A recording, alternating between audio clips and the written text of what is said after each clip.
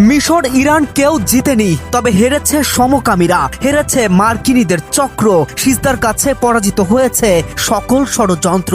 দুর্ভাগ্য ইরানকে নিজেদের পক্ষে ফলাফল নিতে না দিলেও এখনো কিছু সমীকরণে স্বপ্ন টিকে আছে ইরানের। তবে ম্যাচ না জিতলেও হৃদয়ে জিতেছে দলটি। শুধুমাত্র মাঠের প্রতিপক্ষের বিপক্ষে নয়, দলটাকে যে প্রতি মুহূর্তে লড়াই করতে হয়েছে আমেরিকার অপশাসনের বিরুদ্ধে।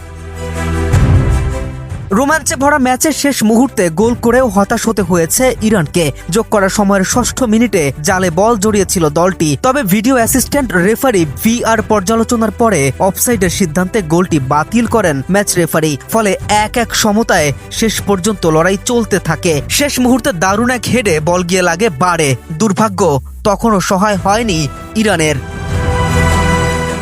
এর আগে ম্যাচের মাত্র ৫ম মিনিটেই মাহমুদ সাবেরের গোলে এগিয়ে যায় মিশর। বিশ্বকাপের ইতিহাসে এটি মিশরের দ্রুততম গোল হিসেবে জায়গা করে নেয়।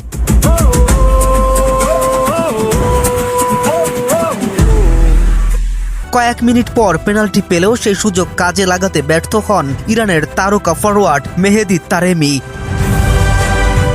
তবে ১৪ মিনিটে সমতায় ফেরে ইরান। মিলাদ মোহাম্মদের শট প্রথমে ঠেকালেও বল নিয়ন্ত্রণে রাখতে পারেনি মিশরের গোলরক্ষক মোস্তফা শোবে। ফিরতি বলে দারুণ শটে জাল খুঁজে নেন রামিন রেজাইন। এরপর উভয় দল একাধিক আক্রমণ চালালেও শেষ মুহূর্তের বিতর্কিক ভিআর সিদ্ধান্তই ম্যাচের অন্যতম আলোচিত ঘটনা হয়ে ওঠে। ফলে ড্র নিয়েই মাঠ ছাড়তে হয় দুই দলকে।